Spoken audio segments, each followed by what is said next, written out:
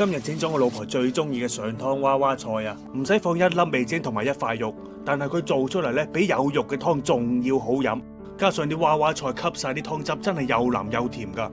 嗱，整呢個上湯菜咧，唔一定要用娃娃菜嘅，用西洋菜啊、菠菜啊咁嘅做法都係一樣嘅啫。除咗娃娃菜之外咧，仲有2隻鹹蛋黃帶一啲蛋白，3個草菇，將佢切片就得啦。老婆佢中意食鹹蛋，所以我就買咗2隻，平常咧1隻就搞掂啦。白菜豆腐就保平安啦，所以我又買多咗2樽豆腐，切開之後就攞啲鹽水去浸一浸佢，俾佢入一個底味之餘，仲可以去除佢豆腥味啊。嗱，娃娃菜係寒涼嘅嘢嚟噶，一定要俾翻啲薑嘅喎。好啦，我哋開始啦。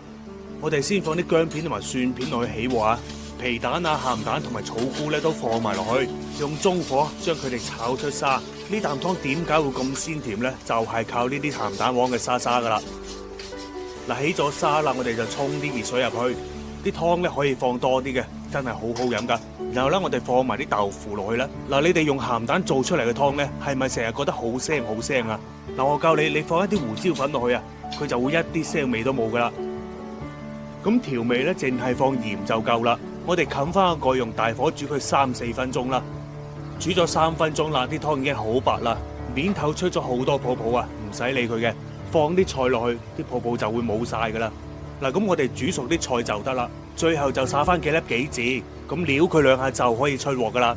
好啦，呢期就到呢度啊，記得關注下喎，我哋下期